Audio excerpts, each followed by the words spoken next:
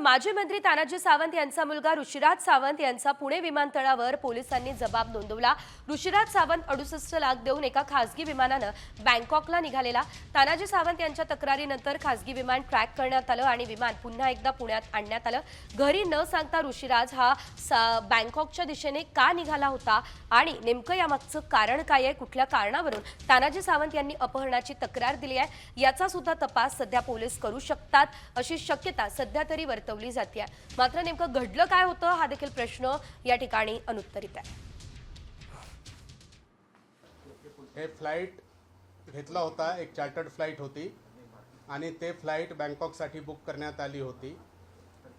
या फ्लाइटचे नंतर ट्रॅकिंग आणि बाकीचे गोष्टी करून या फ्लाइट जे आहे आता पुणेमध्ये लँड झालेला आहे आणि सर्व जे 3 लोक होते जे पॅसेंजर तीनही आपल्याकडे आहे, तीनही सुखरूप आहे आणि या कोणत्या कारणासाठी हे लोक चालले होते याबद्दलची जे आहे ते विचारपूस आता करण्यात येत आहे।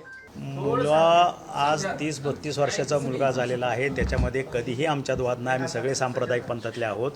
रात्री व्यवस्थित गप्पा मारल्या। सकाळीही त्यानं पहाटे 3:30 वाजता अभिषेक केला। रुद्राभिषेक आज प्रदोष आहे आणि माझा पूजा चालू व्हायच्या अगोदर तो आला पटकन नेहमीसारखं कॅम्पसला निघून गेला। संपला, वाद नाही किंवा काहीच नाही आहे। दरम्यान कौटुंबिक वादातून ऋषिराज सावंत बँकॉकला निघाला होता। त्याला परत आणण्यासाठी तानाजी सावंत यांनी सत्तेचा गैरवापर केलेला आहे असा आरोप ठाकरे गटाच्या नेत्या सुषमा अंधारे यांनी केलं असल्याचं बघायला मिळतंय।